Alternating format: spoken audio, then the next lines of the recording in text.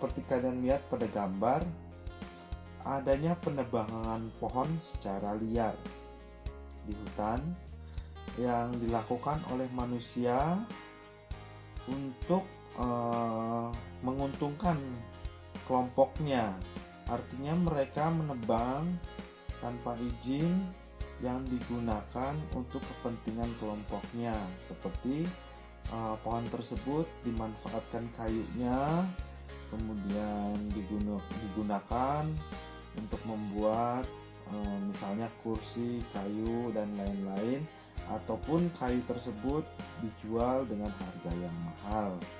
Nah, tetapi dengan perlakuan atau perilaku manusia yang menebang pohon tersebut akan merusak lingkungan yang ada di sekitarnya, terutama pada kehidupan makhluk hidup, hewan dan tumbuhan. Tentunya hewan akan kehilangan tempatnya, kemudian hewan tersebut juga tidak dapat mencari makan karena pepohonannya sudah ditebang, sehingga hewan tersebut lama-kelamaan akan mati. Adapun hewan-hewan yang mencari makanan setelah hutannya ditebang, mereka akan mencari biasanya makanan tersebut di perkebunan milik warga. Nah, tetapi perlakuan warga terhadap hewan tersebut sangat berbeda. Hewan tersebut dianggap sebagai hewan yang merusak perkebunan warga tersebut.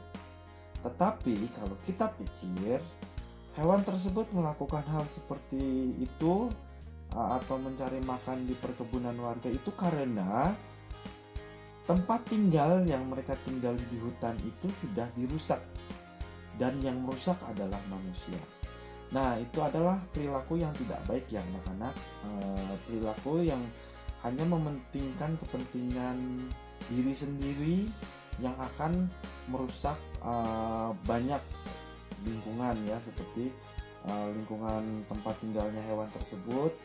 Dan tentunya anak-anak, ketika hutan itu ditebang, pohon ditebang, itu akan berakibat terjadinya kekeringan karena hujan atau air yang turun itu tidak dapat diserap oleh pohon-pohon yang sudah ditebang.